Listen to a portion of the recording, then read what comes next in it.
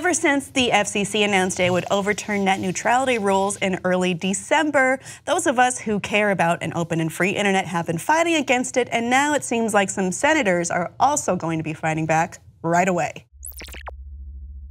So, Senator Ed Markey has been able to gather the 30 necessary votes to force a vote on the FCC's decision to repeal net neutrality. So that's great. However, if it goes through, it's not the end of the process. Yeah. It has to go to the House. If it passes to the House, it goes to Donald Trump. Do you think Donald Trump is going to agree to this? Of course he isn't. But someone has to read it to him first. Someone has to draw it in as a storyboard.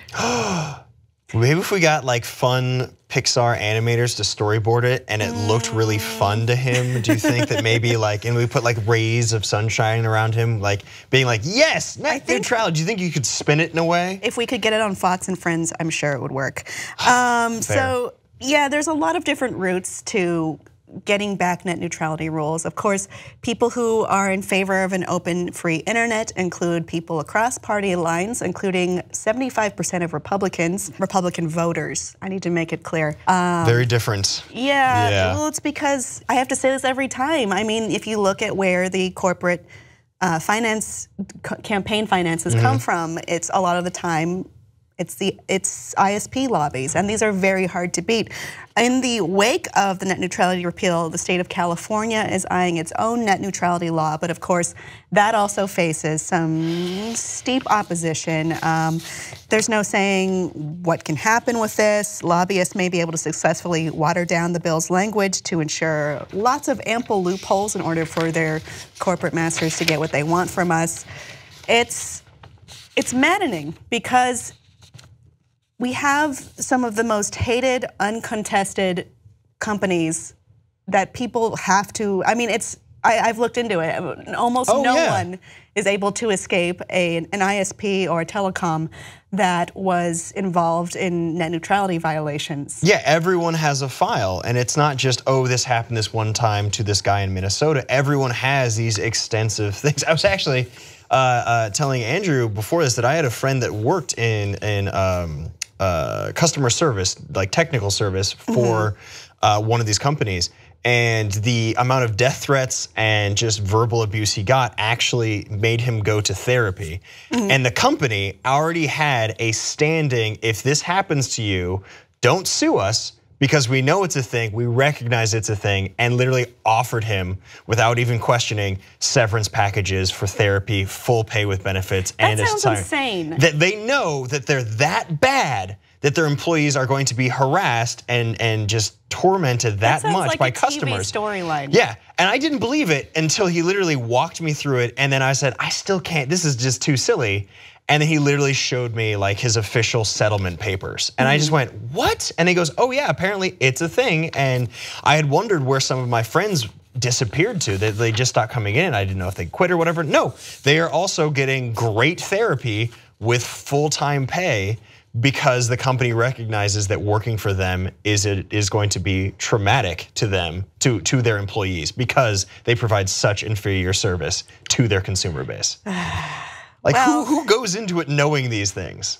Well, if you go into this, you're doing this completely for profit, or corporate profit rather, than any kind of. But you think it would? They would save money. There's no incentives in there for them because there's no competition.